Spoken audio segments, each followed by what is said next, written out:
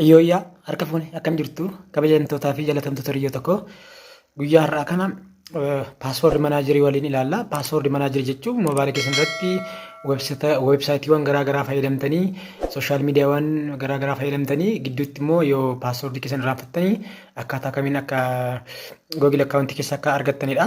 Kana gochuu fi jalqaba maal gootu seetingii keessa seentu. Seetingii keessa seentanii piraayivesii ka jettu kana bakka kana cuqaaftu.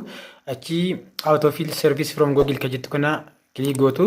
Sana booda paaswoordi ka jettu gama jalaa jirti.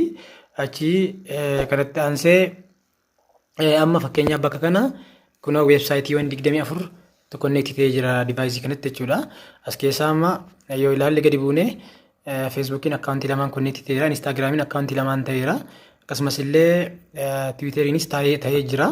Haa jennuuti fakkeenyaaf amma kan coin market cap.com irraan fadhiratee kiriptoo kaarensiidha kuni. Akkana isheen gadi kilik godha.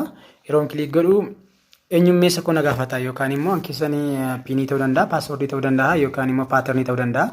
Kiyya piinii waan ta'eef fingerprintiitti nan banaa. Piinii fingerprintiidha.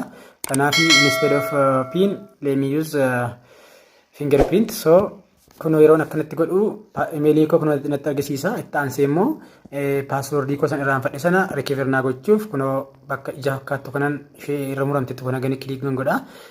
Yeroo kana gadi kilik gootan automaatikaalii paaswoordicha ittiin bantan kana isinitti agarsiisa. Amma yoo ta'an ooppiin godhe anatti ni argama. Isinitti garuu hin argamu maaliifi iskiriin rikeerdii gochaa waan jiruufi akka sekiriitiif jecha dhoksaa jechuudha. Lama baneen jira hin gurraachessa kanatti. Ayyee isinis akkasuma gootanii argachuu dandeessu. Maloota 2-3tu jiru isa keessa ishee salphaan fayyadamee fayyaa ta'a.